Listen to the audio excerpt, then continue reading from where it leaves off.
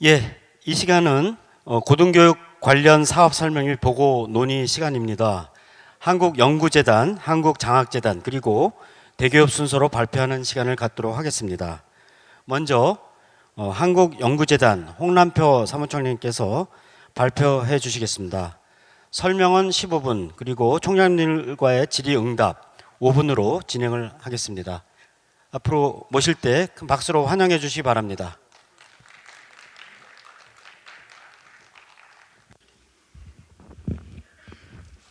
반갑습니다. 한국연구재단 사무총장 홍남표입니다. 오늘 대학 총장님을 대상으로 해서 저희 연구된 사업을 설명드리게 된 것을 저는 기쁘게 생각합니다.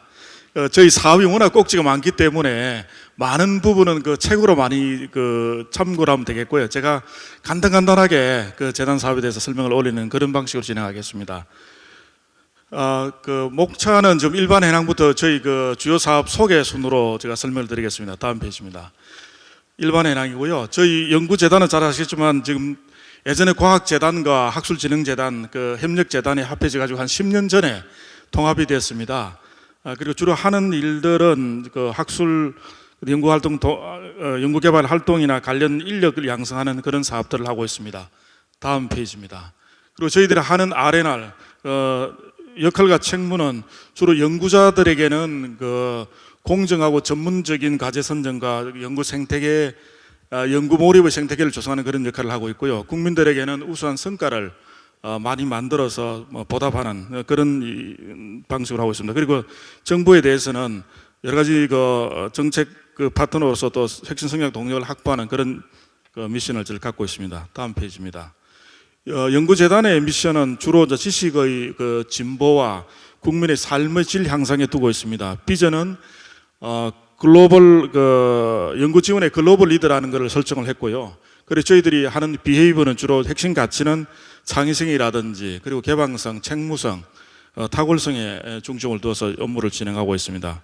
전략 목표는 수요 중심의 R&D 혁신 등 지금 한 5개 정도를 해서 지금 추진하고 있습니다. 다음 페이지입니다.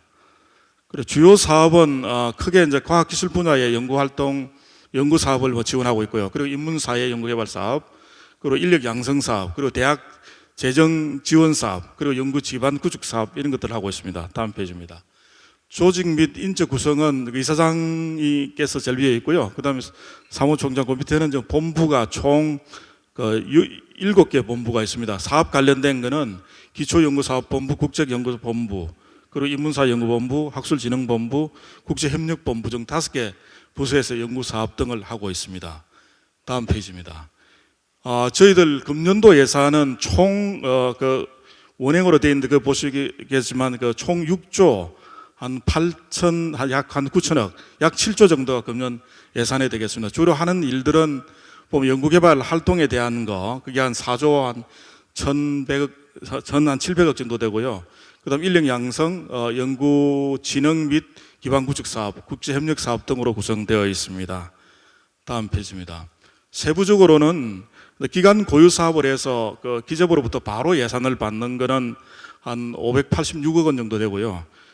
그리고 이제 교육부라든지 과학기술정보통신부로 받는 수탁 사업이 약 6조 한 8천억 정도 됩니다.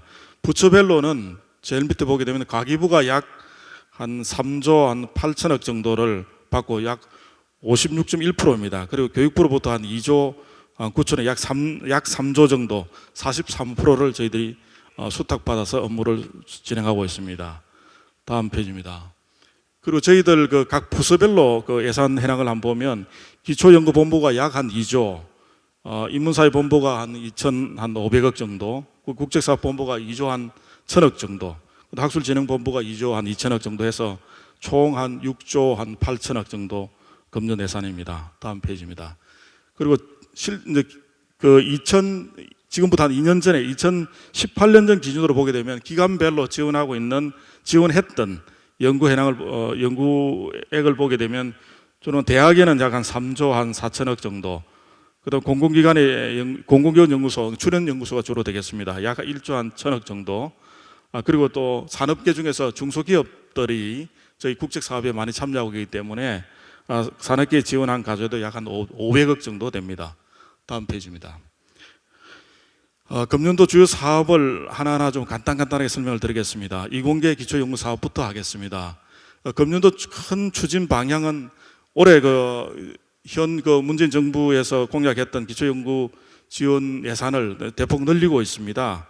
2020년에 지금 현재는 한 2조 한 300억 정도 되고요. 이 현 정부 마감할 때까지는 한 2조 한 5천억까지 기초연구비를 계속 늘릴 그런 계획이었습니다. 특히 신진 연구자에 대한 지원을 강화하고 있고, 그리고 기초연구도 어느 정도 방향성을 좀 가져야 된다 해가지고 분야별 지원 체계를 좀 바꾸고 있습니다. 기초연구본부 안에 총 5개 사업단이 있는데 각 단별로 앞으로 나가야 될 방향을 먼저 정하고 그 방향성에 좀 맞도록 자율적인 그런 과제를 지원하는 방식으로 좀 개편해 나가고 있습니다. 다음 페이지입니다. 그리고 과제의 큰 그거는 보면 개인 기초 연구부터 집단 연구까지 여러 다양한 교수님들이 학문을 시작하고 난 이후에 계속 그게 맞도록 연구비를 지원받을 수 있는 맞춤형 지원 체계를 좀 구축해 오고 있습니다. 표에는 과학기술정보통신부, 교육부 사업들을 나열하고 있습니다. 다음 페이지입니다. 그 예산을 좀 구체적으로 이제 과학기술정보통신부에서 나왔던 예산들인데요. 개인 연구, 그러니까 우수 연구 중에서 리더 연구, 중견 연구, 신진 연구부터 해서 집단 연구, 기초 연구, 기반 구축 사업까지 해서 쭉 나열되어 있는데요. 이거는 과기정통부로부터 받던 위탁 사업에 되겠습니다. 다음 페이지입니다. 그리고 교육부로부터도 학문 후속 세대 지원, 대학 연구 기반 구축, 학문 균형 발전 지원으로 해서 그 예산은 보시는 바와 같습니다. 다음 페이지입니다. 그리고 사업 일정들은 이게 지금 각 지역별로도 다니면서 저희들이 안내를 하고 있는데 리더 연구부터 해서 선정 평가, 개시 지원하는 것까지 해서 카렌더 형식으로 지금 보여주고 있습니다. 참고하십시오. 그 다음에 교육부 사업도 역시 마찬가지로 학문 후속 세대부터 해서 일정들을 사전에 이제 확정을 해서 일정대로 저희들이 사업을 쭉 추진하고 있습니다. 다음 페이지입니다. 인문사회 분야 지원 사업입니다. 인문사회 분야의 금년도 주요 추진 방향은 학문 후속 세대에 대한 지원을 강화하는 것과 연구 인프라 구축, 그리고 특히 보호 소외 분야에 대한 지원을 강화하는 방향으로 연구 방향, 지원 방향을 잡았습니다. 다음 페이지입니다. 사업 체계인데요. 이것도 개인 연구부터 아까 기초 연구 사업이랑 좀 유사합니다. 공동 연구, 집단 연구, 성과 확산 사업으로 해서 다양한 사업들을 저희들이 추진하고 있습니다. 다음 페이지입니다. 예산은 보시는 바와 같이 기초 연구, 인문학 진흥으로 해서 학문 후속 세대부터 저 밑에 기초 학문 자료 센터 지원까지 해서 예산을 지원하고 있고요. 그 다음 페이지입니다. 이것도 역시 일정을 사전에 픽스를 시켜서 각 지역별로 다니면서도 설명을 한 바 있습니다. 참고하시면 되겠습니다. 그 다음 페이지입니다. 국책사업입니다. 아까 기초연구사업은 교수님들이 좀 하고 싶은 창의로운 아이디어를 지원하는 반면에 이 국책연구사업은 정부에서 하고자 하는 삶의 질 향상이라든지 성장 동력 확충이라든지 탑다운 방식으로 하는 사업이 되겠습니다. 금년도 주요 추진 방향은 프로젝트 라이프 사이클 전반에 걸쳐서 생태계를 좀 지원하는 것과, 그리고 세계 수준의 기술을 확보하는 것, 그리고 R&D 성과를 많이 높이기 위해서 저희 연구재단에서는 PM 기법, 글로벌 스탠다드에 맞는 프로젝트 매니지먼트 기법을 지금 적용해서 대행 사업을 프로포절 이후에 연구사업 집단이라든지 연구사업 책임자가 정해지고 나면 큰 사업은 사전에 좀 플랜을 먼저 짜고 제시토록 해서 그 플랜에 따라서 매니지먼트하는 방식으로 지난해부터 좀 많이 좀 바꾸고 있습니다. 이렇게 하게 되면 R&D 효율이 좀 많이 높아질 것 같습니다. 다음 페이지입니다. 그리고 사업은 원천 기술 사업, 임팩트가 굉장히 크게 나오는, 그러니까 좀 장기적으로 해야 될 그런 사업에 대한 거하고, 그 다음에 빅사이언스에 대한 지원이 있는데요. 원천 기술 사업도 이제 바이오 의료 분야, 나노 소재, 특히 이제 나노 소재 관련해서는 최근에 소부장이라 해서 소재 부품 장비에 관계되는 그런 거를 전략적으로 기술을 확보하기 위해서 금년에 좀 중점적으로 추진하고 있습니다. 정보 융합 분야 기술, 그다음에 에너지 환경 공공 기술, 그대 빅사이언스 쪽에는 우주 스페이스 쪽하고 원자력하고 방사선 쪽에 주력해서 지금 지원을 하고 있습니다. 다음 페이지입니다. 금년도 사업 예산입니다. 표로 보시는 바와 같이 바이오 의료 기술부터 해서 총 금년도에 한 1조 한 3천억 정도 투자할 예정이었습니다. 다음 페이지입니다. 그리고 빅사이언스 쪽은 우주 이제 그 인공위성 개발이라든지 우주핵성 기술부터 해서 그 달 탐사, 우주 발사체에서 이것도 한 7,800억 정도 지원할 그런 계획이 있습니다. 다음 페이지입니다.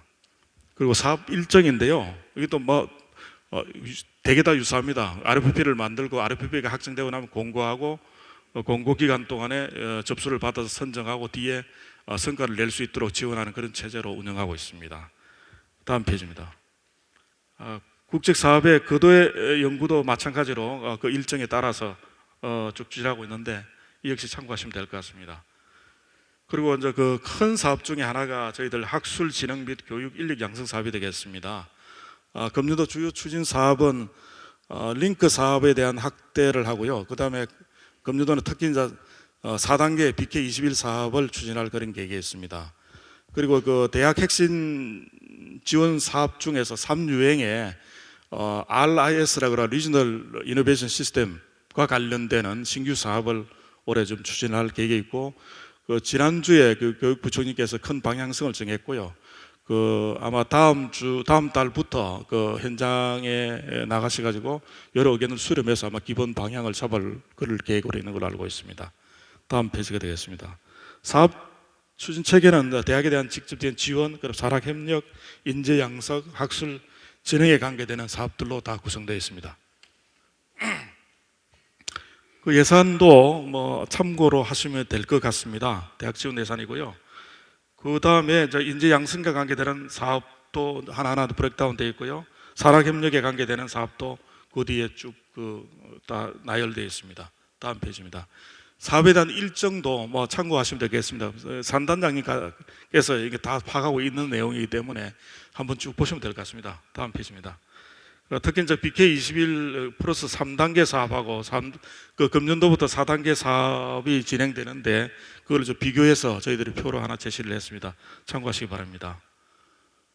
그리고 그 유형별로 대학 핵심 지원 사업도 있는데 특히 이제 3유형이 아마 관심이 좀 많을 것 같은데요. 아까 얘기했던 그 RIS 관련된 사업들이고요. 이거는 금년에 이제 새로 신규로 추진하는 사업이 되겠습니다.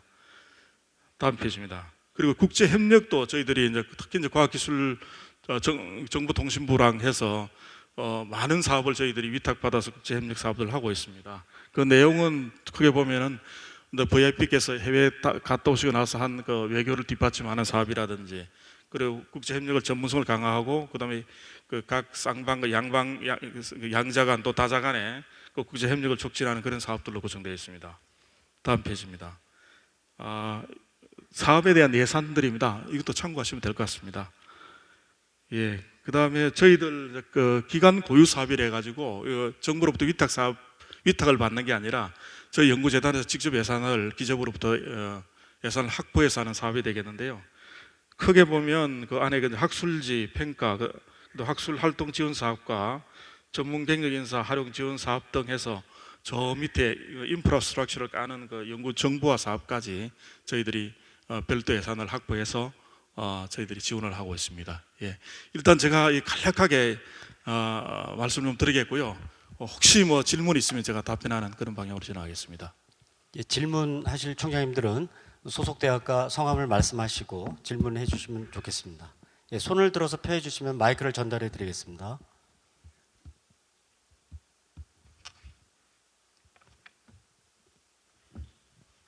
없으신가요? 너무 많은 사업을 한꺼번에 쭉 설명을 드려서 그런 것 같습니다. 예. 혹시 지금 질문 안 하시더라도 그 궁금하신 사항이 있으면 산단장님이나 연구처장님을 통해서 저희 쪽에 그 문의를 해주시면 상세하게 답변 드리도록 그렇게 하겠습니다. 아마 저희 예산 사업을 한눈에 알아볼 수 있도록 이래 정리했기 때문에 아마 사업을 한꺼번에 보는 데는 좀 도움이 되지 않았는가 그런 생각이 듭니다. 예, 이상 발표를 마치겠습니다. 감사합니다. 예, 감사합니다. 예, 이어서 한국장학재단 이정우 이사장님께서 발표를 해 주시겠습니다. 앞으로 모시겠습니다.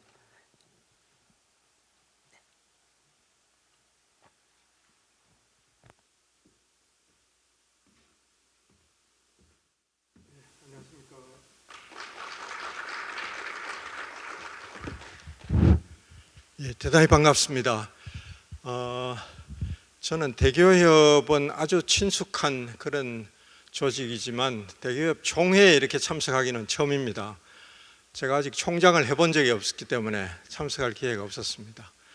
저를 특별히 초청해 주신 김헌영 우리 회장님에게 특별히 감사를 드리고, 또 오늘 오전에 새로 회장으로 선출된 김인철 총장님에게 축하를 드립니다. 저는 평생 대학에 있었기 때문에 여기 오면은 굉장히 마음이 편하고 뭐랄까요, 고향에 온 것 같기도 하고 여러분들과는 동지의식 이런 것을 느낍니다. 와서 또 아주 반가운 얼굴들을 많이 만나 뵀습니다. 한국장학재단에 대해서 제가 이제 간 지가 한 1년 반 다 돼 갑니다. 임기가 거기가 3년이니까 이제 반환점을 돌려고 하는 중입니다.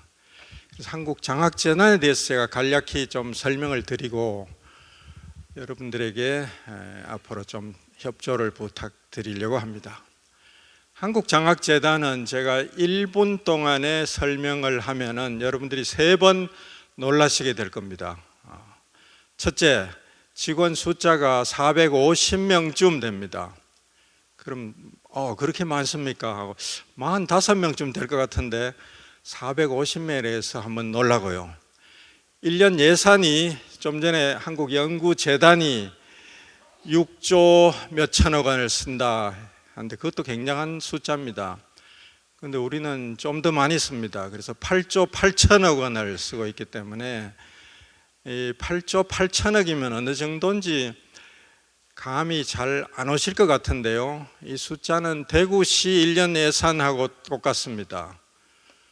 그리고 1조 원이라는 돈은 어느 정도냐 하면은 어떤 사람이 하루에 돈을 1,000만 원씩 마구 서제낀다고 가정을 해봅시다. 그래서 1,000만 원 쓰려면 힘들겠죠. 그래서 막 사치스럽게 써야 1,000만 원을 쓸 텐데 하루에 1,000만 원 쓰는 사람이 1조 원을 다 쓰려면은 시간이 얼마나 걸리느냐 하면은 270년이 걸립니다. 그게 1조 원이라는 돈입니다. 그런 돈의 8배를 우리 재단이 1년에 쓰고 있기 때문에 어마어마한 돈이 되고, 그래서 더 막중한 책임감을 느낍니다.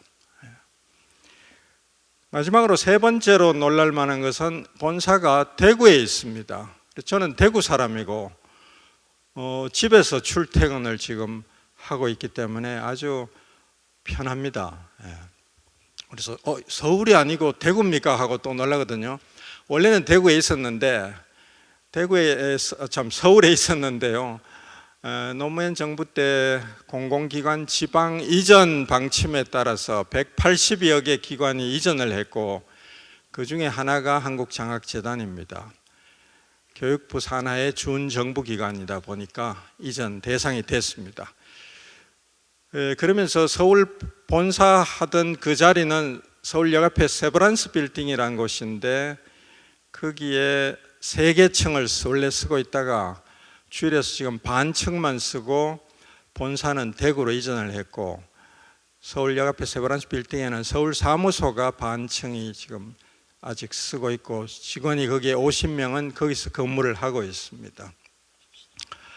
그래서 장학금은 정말 규모도 많고 종류도 많고 굉장히 복잡합니다. 저도 아직 잘 모릅니다. 모르는 게 많고 해서 상세한 것은 우리 기획조정부장 김종순 부장이 올라와서 저보다 설명을 훨씬 더 잘 해드릴 텐데요. 잘 들어보시고, 문제는 가끔 이게 워낙 복잡하다 보니까 각 대학에서 그 장학금 담당 직원이 착오를 일으킬 때도 있고 또 심지어 물어내야 될 때도 있고 그렇다고 합니다. 굉장히 참 안타까운 일이죠. 본인 열심히 일을 했는데 책임이 돌아온다는 것은 참 억울한 일입니다. 그래서 제가 듣기로 대학에서 이 장학금 업무는 굉장히 중요한 일이긴 한데 직원들 사이에서는 기피 직종, 3D 업종 이렇게 불린다고 합니다.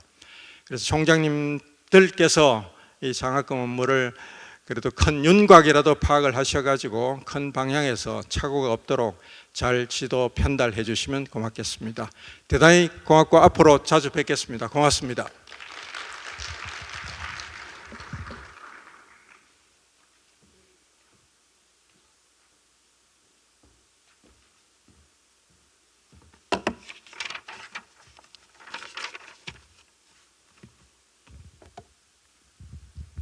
안녕하십니까. 방금 이사장님께서 소개해 주신 한국장학재단의 그 기획조정부장 김종수입니다. 제가 어제 회사 현황이나 주요 사업에 대해서 그 안내를 해달라는 부탁을 받고 어떤 말씀을 드려야 될지 좀 고민을 해봤습니다. 근데 아무래도 지금 대기업이나 그 이쪽에서 최근에 이제 뉴스에도 많이 나오고 하는 문제가 이 등록금 인상 문제하고 그와 관련해서 우리 재단에서는 지금 국가장학금 중에 이 유형이 좀 첨예하게 이 제도적인 이슈가 되는 부분이 있어서 제가 지금 그 준비한 슬라이드에는 뭐 물론 한국장학재단 설립이나 예산 이런 일반적인 사안도 있지만 제가 이제 올해 국가장학금 관련해서 제도가 어떤 부분이 바뀌었는지 그 부분을 좀 상세하게 설명을 드리고요. 그 다음에 이제 올해는 이미 결정이 됐기 때문에 그러면은 내년에는 어떤 방향으로 지금 국가장학금 제도를 개선할 건지 요거에 대해서는 진행 사항 위주로 좀 상세히 설명을 올리도록 하겠습니다. 다 아시겠지만 총장님들 아시겠지만 뭐 저희는 2009년 5월 달에 설립이 됐고요. 2009년 2월 6일 날 한국장학재단 설립에 관한 법률이 공포가 됐습니다. 3개월 후에 그 시행일로 잡혔고 그래서 저희가 5월 달에 지금 설립이 됐는데요.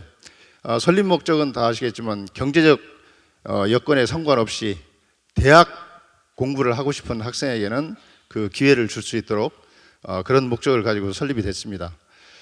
당초에 한국주택금융공사에서 은행 보증부 대출로 해서 학자금 대출 사업을 하고 있었고요. 그 학자금 대출 사업을 저희가 인수를 받아서 장학재단이 설립됐고 또 장학금 부분에서는 한국학술진흥재단과 과학재단에서 시행하던 장학금을 저희가 인력과 그 사업을 같이 인수를 받아서 2009년 5월 달에 설립을 했었습니다. 물론 이제 아시겠지만 그때 5월 26일부로 그 한국학술진흥재단과 과학재단의 업무는 연구재단으로 통합이 된 바가 있습니다. 다음은 장학재단의 예산 규모입니다. 방금 이사님께서 8조 8천억을 한 해 예산을 쓴다고 소개해 주셨는데요. 그 내역을 보시면 수입 부분의 구성은 이렇습니다. 정부 출연금이 아무래도 가장 많은 4조 3천억 정도가 정부 출연금으로 이루어져 있고요. 다음은 저희가 정부 보증으로 해서 한국장학재단 채권을 금융시장에 발행을 합니다. 그래서 채권 발행을 통해서 1조 6천억 정도, 그리고 저희가 기존에 학자금 대출을 한 12조 정도 대출을 해놓은 게 있기 때문에 그 융자 원리금이 1년에 보통 한 2조 남짓 회수가 됩니다. 그러면 총 합치면 8조 이상이 되고요. 이 재원을 가지고서 대부분 사업비로 8조 2천억 이상을 지출을 하는데 사업의 주요 내용은 뭐 국가장학 사업과 학자금 대출 사업으로 이루어져 있습니다. 아래 예산 요약을 보시면 국가장학금 사업에 한 4조 1천억 정도, 국가장학금은 아시겠지만 지금 학령 인구가 점차 연 단위로 보면 5만 명에서 한 7만 명 정도가 감소하고 있습니다. 그것 때문에 예산 책정할 때는 아래 보시면 한 540억 정도 예산이 지금 감소 추세에 있고요. 그 다음에 정부에서 아무래도 취업연계나 이쪽 관련해서는 늘려가고 있는 추세입니다. 그래서 근로장학금 같은 경우는 한 400억 정도 규모가 늘어나고 있고 이 추세는 계속되고 있고요. 그 다음에 우수장학금도 과거에 이제 그 이공계 장학금이나 이쪽 부분하고 인문사회나 예체능 이쪽하고 좀 상대적으로 불균형이 좀 있어서 저희가 인문사회나 예술체육비전 쪽으로 해서 지속적으로 지금 장학금을 늘려가고 있습니다. 그래서 우수장학금 쪽도 177억 정도 지금 증가 추세에 있고요. 특히 저희가 지금 장학재단법 좀 개정을 해서 과거에는 대학생만 주로 지원을 했었는데 이제 초중고등학교까지 지원 범위가 늘어나서 작년에 최초로 복권장학금을 저희가 기재부에서 수탁을 받아서 지금 하고 있고요. 이 부분은 작년 대비 올해가 한 920억 정도 증액이 돼서 지금 복권장학금을 시행 중에 있습니다. 그리고 대출 부분은 한 3조 7천억 정도 되는데 대출을 위해서 저희가 채권 발행을 한다고 말씀드렸는데 약 1조 7천억 정도 채권을 상환하고 나머지 2조 정도를 매해 대출을 학생들한테 좀 해주고 있다고 이해하시면 되겠습니다. 주요 사업 내용입니다. 이사님께서 아주 저희 재단의 각종 사업들이 복잡하다고 말씀하셨는데 크게 보면 저희 재단에는 장학 사업이 약 168만 명, 연 168만 명 정도가 혜택을 보고 있고요. 전체 규모로 보면 한 4조 2천억 정도가 국가장학금 형태로 지원이 되고 있고 그 종류는 옆에 좀 복잡하게 되어 있지만 한 19종류, 19종류의 국가장학금을 저희가 운영하고 있습니다. 그리고 두 번째는 이제 학자금 대출 사업에 약 연간 2조 원에 한 71만 명 정도 학자금 대출 혜택을 받고 있고요.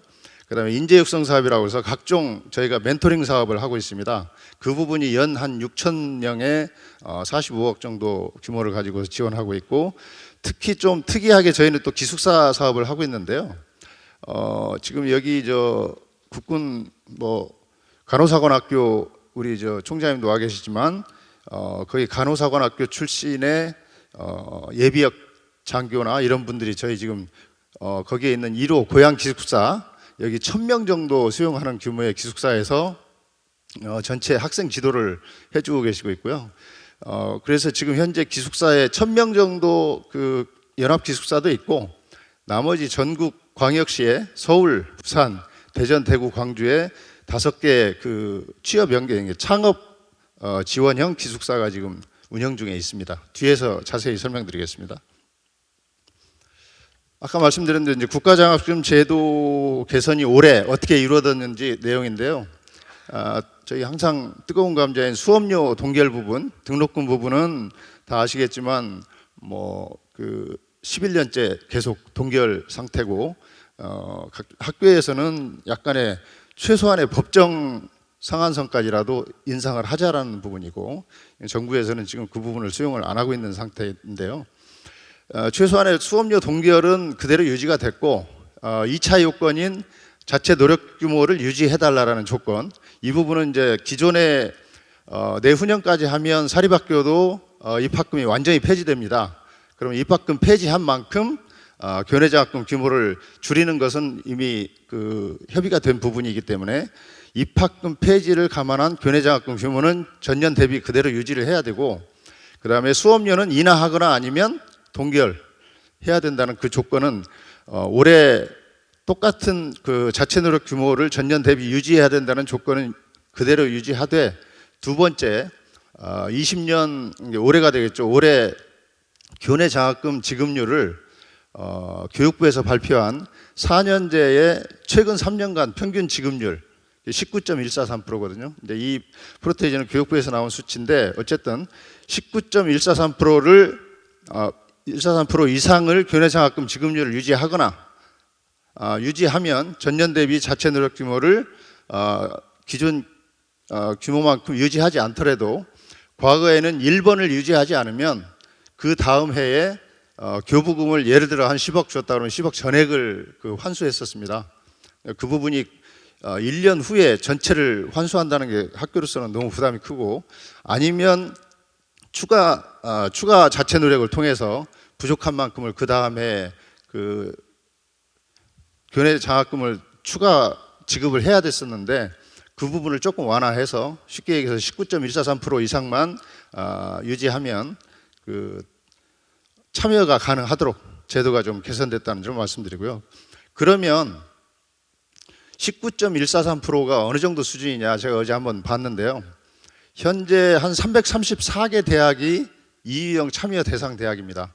그 중에 한 57개 대학이 19.143%를 상회하는 걸로 그보다 훨씬 많이 지급하는 학교로 되어 있는데요. 그 학교들은 좀 여유가 생긴 거죠. 근데 나머지 학교들은 어디에 있느냐? 분포를 그려보면 거의 19.143% 언저리에서 까만 점이 다 뭉쳐져 있습니다. 그래서 큰 뭐 다른 학교는 혜택이 없겠지만 그 57개 대학에 대해서는 조금 여유를 준 그런 상황이라고 보시면 됩니다.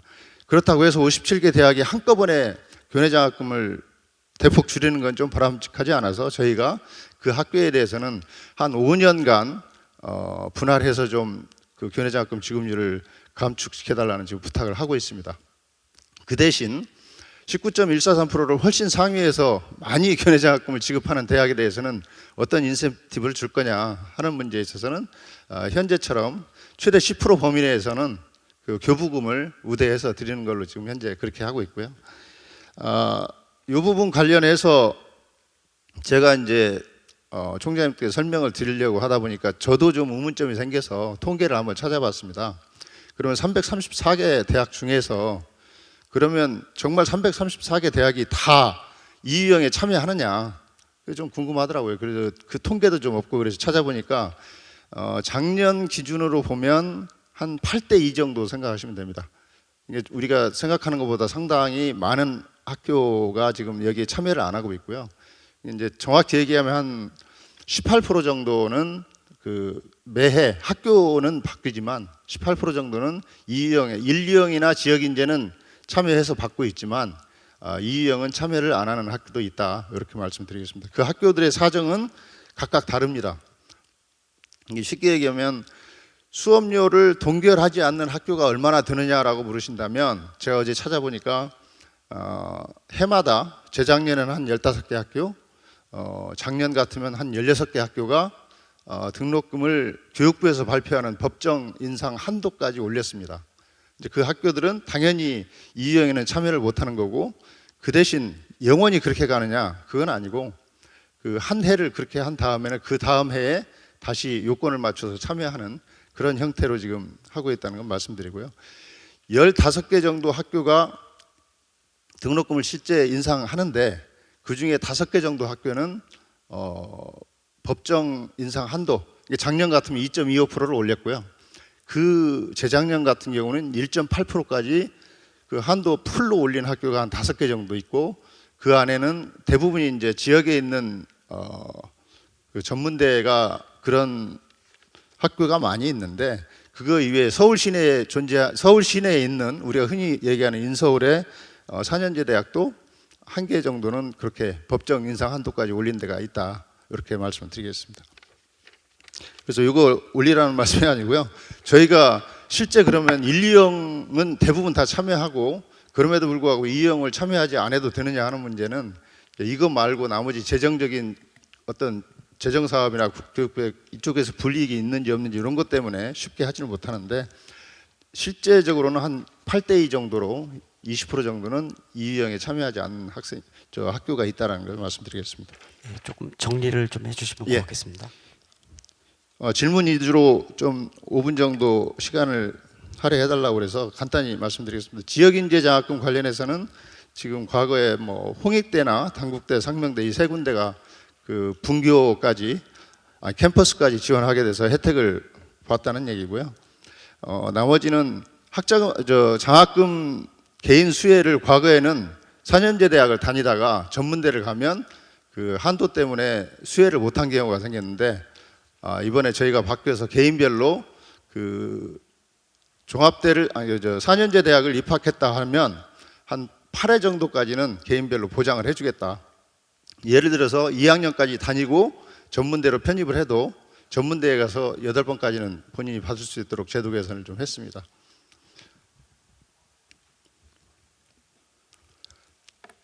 나머지는 창업형 기숙사 관련인데요. 저희가 아까 말씀드린 대로 전국에 5개 창업형 기숙사 총 240명을 수용할 수 있는 규모의 기숙사를 저희가 건물 5개를 매입해서 지금 운영 중에 있습니다.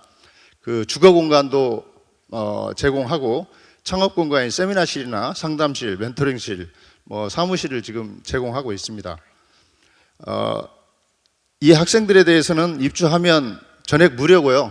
무료로 생활할 수 있고 단지 거기에 전기세나 수도세 이런 공과금만 좀 부담하면 되는 거고 한번 입주하게 되면 1+1으로 1년간 생활할 수 있고 그 후에 평가를 통해서 최대 2년까지 생활할 수 있도록 보장할 예정입니다. 그래서 우리 총장님들 관심 좀 많이 가지고서 그 해당 지역이 아니더라도 어느 지역이든 그 학생의 연구에 있는 쪽에 가서 그 무료로 입주할 수 있는 기숙사가 있기 때문에 많은 관심과 추천을 좀 부탁드리겠습니다.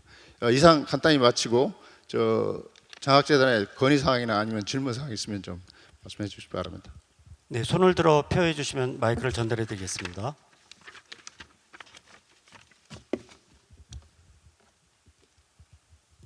없으신가요?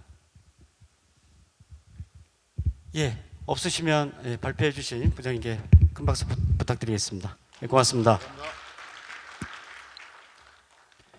예, 그럼 이어서 한국대학교협회 황홍교 사무총장께서 주요 사업을 보고 드리겠습니다. 보고 15분, 총장님과의 질의응답 5분으로 진행을 하도록 하겠습니다.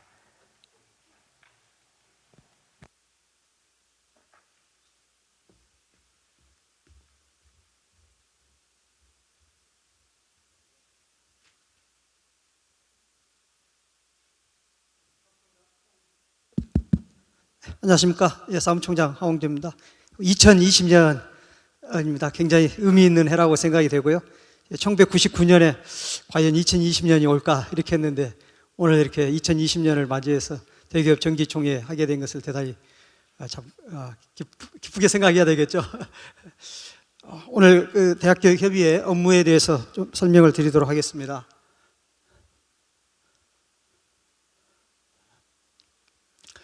교육부하고 지난해 TF 활동했던 것을 간략히 이제 말씀드리면 지난해 2월부터 12월까지 총 13회에 걸쳐서 회의를 개최했고요. 주요 대학 평가 부담 완화, 고등교육 재정 확충, 규제 개선 등을 중점적으로 논의를 했습니다. 평가 부담 완화와 관련해 가지고는 대기업에서 하고 있는 대학 기관 평가 인증하고 또 교육부의 진단하고 운영 연계 단일화 이것을 추진했었는데요. 이제 단일화는 잘 아시는 것처럼 이루어지지 않았고 저희들이 진단에 대해서는 이 교육부의 진단 방침을 좀 변경을 해서 재정지원 제한대학이나 미지원 감액지원 등으로 좀 구분을 단순화해 주면 좋겠다 이렇게 이제 건의를 했었는데 이것도 안타깝게 좀 수용이 되지 않았습니다. 고등교육 재정 확충과 관련해 가지고는 이제 교육부하고 신규 재정지원 사업 또 중장기 재정 확충 방안 등을 논의를 했고요. 국가장학금 이유형 개선 방안 또 검토를 하고 혁신지원 사업 관련 논의를 했는데 저희 이제 회장님과 회장단께서 노력해 주셔가지고 혁신지원 사업비를 이제 증액하는 데는 상당히 큰 성과를 거두었습니다. 비계 20일 증액하는 데도 성과를 거뒀는데요. 이제 다른 부분에 있어서는 계속적으로 노력하기로 했고요. 혁신지원 사업비 운영 개편과 관련해 가지고 이제 등록금 동결이나 입학금 폐지에 대한 보전적 차원의 일반 지원으로 완전히 전환해 달라. 요구를 했는데 수용이 되지 않고 있고, 그러나 이것도 저희들이 계속해서 요구를 하고 있습니다. 그리고 국가장학금 이유형 참여 조건을 완화를 하면 등록금 동결에 대해서 대학 재정의 어려운 부분을 조금이라도 숨통을 틔울 수 있겠다 이렇게 요구를 했는데 아까 이제 설명 들으셨지만 그 변화의 폭이 굉장히 미미하고 그나마 그것도 5년 단계로 한다고 하니 참 듣기가 굉장히 민망했고 또 죄송스럽기도 했습니다. 고등교육 규제 개선에 관해서는 오늘 그 자료가 좀 나눠져 있는데요. 몇 가지 교육부에서 규제 개선을 해준 게 있고요. 대표적인 게 사립대학에서 수익용 기본재산 법정 상한율을 초과하는 그 부분에 대해서 그것을 이제 교비 회계로 이전할 때 조건 없이 이전을 승인해 주겠다 이런 부분들은 확정이 됐습니다. 이것은 이제 총리실의 규제 개혁 방침과 맞물려서 적극적으로 규제 개선 완화 노력을 해가도록 하겠습니다. 이제 지금부터는 올해 사업인데요. 아마 이제 총장님들께서 2021년 진단과 관련해서 이제 가장 신경을 쓰셔야 될 것 중에 하나가 학과 개편일 것 같습니다. 신입생 충원율, 또 교원 확보율이 굉장히 중요한 지표가 되기 때문에 이제 입학 정원을 줄여야 되는데 이미 내년도 2021학년도 입학 정원에 관한 사항은 기본 사항이 이미 발표가 되어 있습니다. 그래서 이 발표가 되어 있는데 이걸 이제 변경을 해야 됩니다. 여기 대학 입학 절차를 간략하게 좀 설명을 드리면 이 교육부 장관이 중학교 2학년 4년 전에 교육부 장관이 대입 주요 정책을 발표를 할 수가 있고요. 또 대교협에서는 대입 전형 기본 사항을 해당 학년도에 2년 6개월 전까지 발표를 하고 각 대학에서는 1년 10개월 전까지 발표를 하도록 되어 있습니다. 그리고 이제 모집 요항은 당연히 또 이렇게 발표를 하는데요. 2021학년도 경우에 이 기본사항과 관련해서 이 기본사항을 반드시 대학에서는 시행계획을 수립할 때 기본사항을 준수를 해야 되고요. 여기에 이제 선발 인원, 전형 위원, 모집 단별, 모집 인원들 이게 중요 사항이 반영이 되어 있는데 이게 이제 변경이 불가능하도록 되어 있습니다. 다만 예외적으로 변경을 허용하고 있는 게 대학 구조개혁 관련 학과 개편 및 정원 조정이 있는 경우에는 이제 이걸 변경을 할 수 있도록 하고 있고요. 또 뭐 이런 일이 많이 있어서는 안 되겠습니다만은 교육부로부터 행정처분이 있으면 이거는 또 시기에 상관없이 시행계획의 내용을 변경할 수가 있습니다. 그래서 방금 이제 말씀드린 것처럼 내년도 대학 입학 전형 기본 시행계획에 이미 반영되어 있는 내용을 올해 이제 바꾸셔야 됩니다. 정원을 어느 쪽을 줄이시겠다라고 한다면 근데 어느 시기까지 해야 되느냐? 올해 4월 말까지는 변경 신청을 꼭 해주셔야 됩니다. 몇몇 대학의 안타까운 사례는 이걸 이제 놓쳐가지고 각종 평가에서 이제 불이익을 받는 그런 경우가 있는데요. 반드시 이거는 이제 총장님께서 꼭 챙기셔서 이 대교협의 대교협 제출이 올해 4월 말이기 때문에 학교에서는 3월 말까지는 학칙 개정도 해야 됩니다. 그래서 이 3월 말까지는 준비를 하셔서 꼼꼼하게 또 챙기셔가지고 서류를 4월 달까지 꼭 제출해 주셔야 대학 입학 전형위원회에서 그 심의를 해서 5월 말에 통보를 해주게 됩니다. 이 부분을 아무튼 내년도에 입학 정원이 대폭 줄어들지 않습니까? 6만 명 정도 학생 자원이 올해보다 또 줄어들기 때문에 구조조정을 하지 않을 수가 없습니다. 꼭 총장님께서 이 부분은 챙겨주시면 감사하겠습니다. 그리고 행정처분 이행에 따른 변경이 필요한 경우에는 이 시기하고 상관없이 할 수 있습니다. 그런데 이것도 역시 우리 대교협의 대학입학 전형위원회 협의 조정이 필요하기 때문에 놓치지 않고 해주시면 좋겠습니다. 대입 상담과 관련해서 이제 저희 대입 상담센터에 어떤 질문들이 많이 오느냐 이것을 소개 말씀드리면 지난해 입시 결과가 어떻게 됐느냐, 또 학생부 종합 전형의 평가 기준이 어떻게 되느냐 이걸 굉장히 궁금해하고요. 지금 정부에서 대입 공정성과 관련해서도 이 부분을 굉장히 중시 여기고 있습니다. 그래서 총장님들께서도 이제 이 부분에 대한 분석을 해당 관계자들이 잘 하도록 해서 학생들에게 적절히 안내해 주는 것이 학생 모집을 더 용이하게 하고 좋게 하는 데 도움이 되리라고 생각이 됩니다. 교육부에서 올해 예산을 늘렸습니다. 지난해 559억인데 697억으로 고교교육 기여대학 지원 사업을 하게 되는데요. 약 70개 정도 대학이 참여하게 될 것 같습니다. 이것과 관련해서도 저희 대교협에서는 교육부에다가 건의를 하고 있습니다. 이 선정 기준 평가 지표를 좀 간소화해달라. 그리고 이 예산 지원금에 대해서도 대학이 참 자유롭게 쓸 수 있도록 가능한 해달라 이 요구를 하고 있습니다.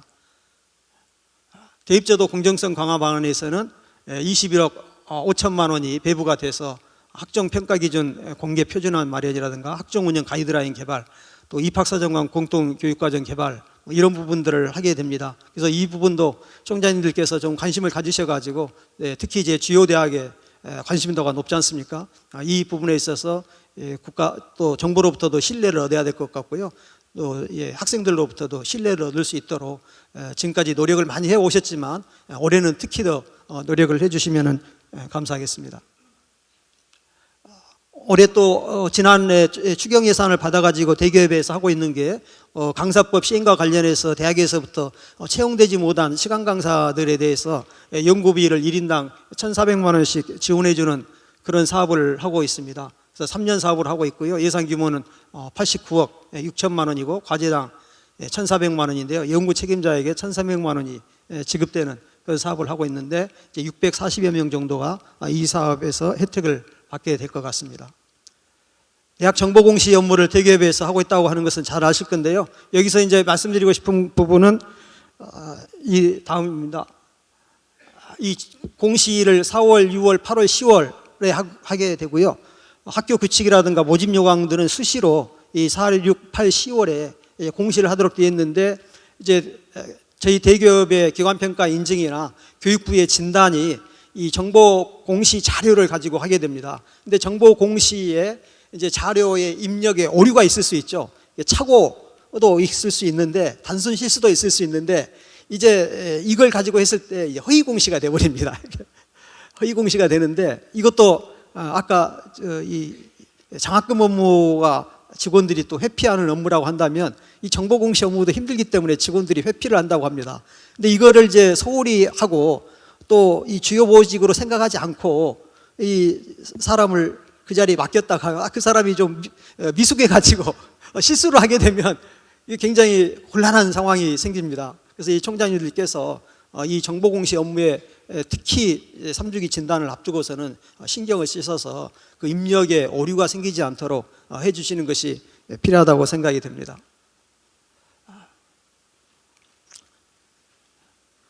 우리 연수원에서 다양한 프로그램들을 운영하고 있습니다. 지난해에 우리 총장님께서 관심을 많이 가져주셔가지고 대학 재정 형편이 어려워서 연수 대상자가 많이 줄어들지 않을까 했는데 우리 연수원 직원들도 수고해 주시고 총장님께서도 도와주셔가지고 역대 최대 그 연수 인원을 기록을 했는데요. 역시 대학이 위기일수록 또 교직원들의 역량 강화를 하는 것은 필요하다고 생각됩니다. 이 자료에 우리 연수원의 프로그램이 소개되어 있습니다. 그래서 총장님께서 교직원들 연수에 더 많은 좀 관심을 가져주시고 지원해 주시면 감사하겠습니다. 또 이 대학별로 위탁연수도 좀 하고 있습니다. 그래서 이 위탁연수를 몇 개 대학에서 해주셨는데요. 학교에서 필요하면 저희 대기업 연수원에 말씀을 해주시면 해당 대학에 직접 방문해서 기관의 입장에서 위탁연수도 수행해 드리도록 하겠습니다. 가장 관심이 많으신 대기업에서 운영하고 있는 기관평가 인증과 관련해서 저희들 2주기 인증 기간이 이제 올해 내년도 올해입니다. 2020년 11월 15일에 종료가 되는데 이 6개월 전에 재지정 신청을 하도록 하고 있습니다. 그래서 저희들이 5월 달까지는 재지신청 신청을 해야 되는데 총장님들께서 요구사항이 이제 진단과 인증 이 부분에 평가 부담이 좀 완화될 수 있도록 단일화해 주면 좋겠다 이런 말씀을 많이 해 주셨지 않습니까? 그래서 저희들이 앞으로 이 절차가 기준안을 마련을 하면 회원대학의 의견을 적극적으로 수렴하려고 합니다. 이때 의견을 적극적으로 좀 제출해 주셔야 됩니다. 저도 이제 교육부에서 일할 때 이렇게 보면 확정되고 나서야 그때 이제 대학에서 의견을 대요. 근데 이 확정되기 전에 의견 수렴할 때 적극적으로 관심을 갖고 검토해 주셔가지고 의견을 내주시면 좋겠습니다. 또 그런 의견을 들어서 전문가 의견도 듣고 해가지고 기준안을 마련하지만 제출할 때는 최종적으로 이사회의 보고를 얻고 이사회의 승인을 얻어서 그래서 우리 대기업의 기관평가 인증은 대기업 안에 있는 만큼 대기업 회원대학의 이해관계나 특성들 충분히 반영한 것이 될 수 있도록 하기 위해서 이사회에 보고를 얻고 승인을 얻어서 추진을 하도록 하겠습니다. 또 교육부하고 진단 부분에 있어서는 그 부담을 어쨌든 덜어주는 쪽으로 계속 연구하겠다는 말씀을 드립니다. 저희 대기업이 이제 종합 플랫폼 기능을 한편으로 수행하고 있는데 이 기능을 더 적극적으로 수행하도록 하겠습니다. 지난해 대학의 요청사항을 수립하여 대정부 건의 활동을 적극적으로 했었습니다. 또 교수, 직원, 학생들과의 그 의견 수렴, 창구 역할도 대기업이 수행하도록 노력하겠습니다. 또 다양한 온라인 디지털 소통 채널을 적극 활용하도록 하겠습니다. 이 대학 어디가 TV를 유튜브 통해서 개설을 했고요. 지금은 대학 입시와 관련해서 시작을 했는데 아직은 이제 구독자 수가 최대 구독자 수가 한 400몇 명 이렇게 되는데요. 지금 어떤 개인이 하고 있는 대학 관련 유튜브 내용을 보니까 20만 명, 30만 명 들어온 게 있더라고요. 그러면서 그 개인이 대학 탐방을 하고 대학 입시에 대해서도 굉장히 좀 맛깔스럽게 방송을 하고 있는데 좀 대기업의 차원에서 정말 좀 더 수요자들에게 유익한 정보를 유튜브를 통해서 제공하도록 노력하겠습니다. 이런 내용들입니다.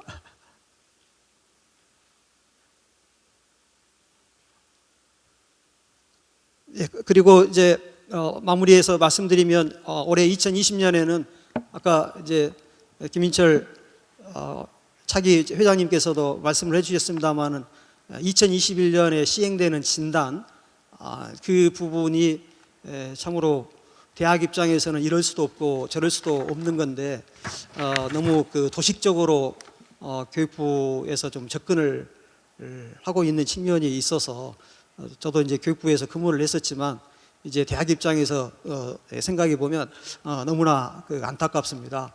그래서 저희 지금 우리 회장님께서도 계속 노력해 오시겠는데요. 아무튼 제가 회장단을 적극적으로 모시고 일하면서 3주기 진단이 획일적인 상대평가가 아니라 절대평가가 될 수 있도록, 그래서 정말 누구나 보더라도 좀 문제가 있는 대학을 제외하고는 그 수준에 따라서 적절한 재정 지원이 될 수 있도록, 또 이 재정 지원의 내용이 등록금 동결과 입학금 폐지에 따른 대학의 수업료 수입 결손 보존 차원의 완전 일반 지원이 될 수 있도록, 또 연차 평가를 좀 하고 있지 않습니까? 그 연차 평가에 따라서 이렇게 또 예산을 일부를 삭감해 가지고 잘한다고 하는 대학에 또 재배분을 해주는 이런 부분들은 참 어려우시죠, 정자들. 그래서 이런 부분들이 참 개선될 수 있도록 적극적으로 노력을 하겠습니다. 그리고 대학교육협의회는 비영리 또 법인으로서 이런 것들을 대기업이 해주면 좋겠다 하는 내용들이 많이 있습니다. 그것을 저희들이 대기업 업무를 더 간소하고 그렇게 해서 대기업에 가능한 모든 자원을 활용해서 아무튼 우리 고등교육 전체의 어떤 이익을 위한 플랫폼 역할을 적극적으로 추진하도록 수행하도록 하겠습니다. 감사합니다. 뭐 혹시 궁금하신 내용이나 덧붙이실 말씀 있으면 질문해 주시고요. 예. 여기 우리 총장님. 여러 개 기관에서 발표를 열심히 해주셨는데 질문이 하나도 없으면은 좀 강사들이 섭섭해할 것 같아서 나중에 서면으로 내렸는데 하나 질문을 하겠습니다. 이제 여러 그 기관들에서 이제 대학을 뭐 재정 배분도 하고 평가도 하는데, 그래도 대기업이 가장 대학의 그 상황이나 입장을 반영하는 이런 지원을 해줘서 감사의 말씀 먼저 드리고, 그런 차원에서 하나 조금 더 부탁을 드리고 싶어서, 인증평가 있잖아요. 5년 인정을 해주시는데 중간 2년 차에 중간 점검 모니터링을 합니다. 그런데 이제 그 본평가를 받을 때는 페이지 수도 200페이지로 제한하고, 근데 중간 모니터링을 할 때는 무제한이에요. 페이지 수도 무제한이고, 뭐 첨부 서류도 전부 본문에 넣게 돼 있고, 전 영역을 다시 봐가지고 하나만 떨어져도 불인정을 하겠다, 인증을 취소하겠다. 이게 실제 그렇게 하는지 뭐 그냥 협박을 하는지는 모르겠는데, 이게 5년 인증을 해줬으면 그 혹시 중간에 인증받을 때만 하고 안 지킬까봐 그런 걱정을 하시는 것 같은데, 5년 인증받고 그 다음에 안 지키면 그 다음 5년 뒤에 인증할 때 과거를 다 보잖아요, 실적을. 그렇기 때문에 중간 모니터링 할 때는 인증평가에서 인증할 때 혹시 미흡했다고 나오든지 뭐 조건부로 했다든지 이것만 점검을 하시면 되지, 전 영역을 왜 다시 점검을 하는지, 이것이 그렇지 않아도 여러 가지 평가 때문에 어려움을 알고 있는 대기업이기 때문에 이 중간 모니터링에 대해서도 조금 더 완화해주는 이런 좀 건의를 해봅니다. 예, 아마 이제 교육부의 그 평가기관 인증을 받을 때 그 인증 조건에 그런 내용이 있지 않을까 생각이 되어지는데요. 그렇지만 대기업 평가의 기능은 또 교육부의 그 인증기관으로서의 그 기능과 또 좀 잘 조화를 이루어야 되기 때문에 지금 총장이 말씀해 주신 부분도 그 유념해서 그 건의를 하고 또 안을 작성하도록 하겠습니다. 예, 마지막으로 한 분만 더. 가운데. 예.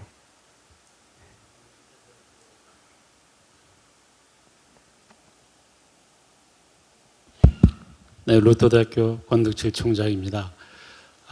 우리 그 대기업에서 특별히 지금 대학 혁신 지원 사업을 진행 중인 그 모든 대학에 대한 그 가려운 부분을 짚어주셔서 감사를 먼저 드리는데, 지금 이제 곧 연차 평가가 있지 않습니까? 거기에 대한 그 평가 결과에 따라서 A, B, C로 또 나눈다는 그러한 또 결정이 됐다고 하는데, 이것은 제가 보기에는 상당히 좀 문제가 많다고 생각이 듭니다. 뭐냐면은 이왕 그 대학 혁신 지원 사업에 선정이 돼가지고 우리 중장기 발전 계획에 따라서 이미 모든 계획이 지금 사업이 진행 중인데 거기에 또 A, B, C로 나눠가지고 인센티브 받는 대학이야 좋겠지만은 그 C 등급으로 만약에 판결이 나면 일종의 페널티가 물어가지고 삭감이 됩니다.